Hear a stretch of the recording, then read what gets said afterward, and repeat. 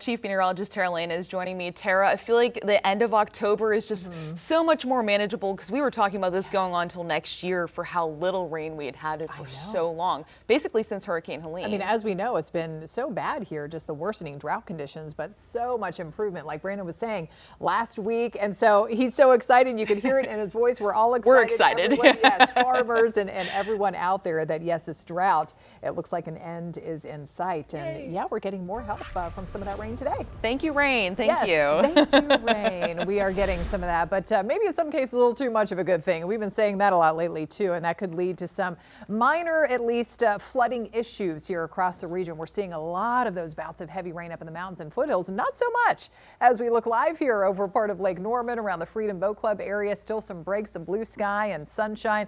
Pretty nice and kind of warm and definitely humid summery day. We've got 82 degrees outside of our studios right now, and not too far away we do have some areas of just pop-up downpours here over southwest Mecklenburg County down to York County, South Carolina.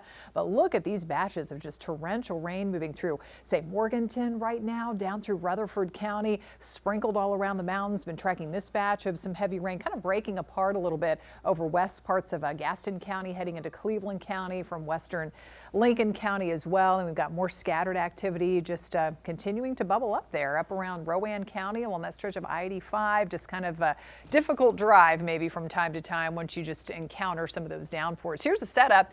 So we talked about this yesterday, and notice if you watch the broadcast or the weathercast from yesterday, this map hasn't really changed much into today. We are still talking about that stalled front draped across the region. The reason that we have that enhanced chance of showers and storms today, more of you getting in on the heavy rainfall, is because of this developing wave of low pressure here. So continuing to push in some of that deeper tropical moisture. We're feeling that. We're seeing that in the form of some of those heavy bouts of rain. 82 degrees right now, below average for this time of the year. The average high is about 90, so we're staying below that today with the extra just thicker cloud cover for a lot of us and the bouts of rain. But we do have some hotter spots, especially south and east of the Queen City, Lancaster, South Carolina, Monroe, sitting in the upper 80s, and then a lot of rain-cooled air showing up in the 70s from Morganton down to Lincolnton, and low and mid 70s up there in the mountains. So what's ahead? Just basically more rounds of rain, mainly in the typical afternoon and evening time frame. We'll see that tomorrow after starting out with some areas of patchy fog tomorrow morning, about 86. So still not terribly hot, but still real humid for this time of the year. Let's check it out on Futurecast. You can see how the activity will still be lingering here in spots. Still the chance of more scattered downpours and storms up until midnight, maybe even 1 o'clock in the morning for some of you, especially from the foothills and down through the Piedmont. But then after that, everything just kind of fades away or moves out, giving us some dry time for several hours early tomorrow morning.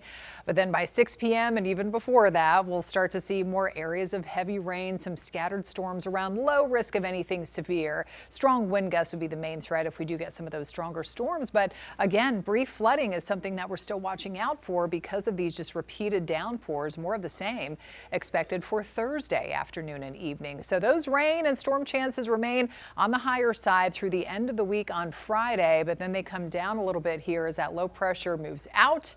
And then it's back to just that typical summertime pattern where a lot of you stay dry heading into the weekend, early next week, and just those hit or miss chances of showers and spotty storms. So how much more rain to expect over the next 5 days? Just expecting that range, depending on where those downpours set up, anywhere from only 1/4 of an inch, places like Wadesboro, to as much as 3/4 to an inch, or even a little more than that across the Piedmont and up in the mountains and foothills there. And a quick check of the tropics. Things are still looking nice and quiet. Not expecting any tropical development to start getting going over at least the next 7 days. There's that 7-day forecast, so more showers and storms ahead through the end of the week, a little bit drier, and then eventually a little bit hotter by the end of the weekend and early next week.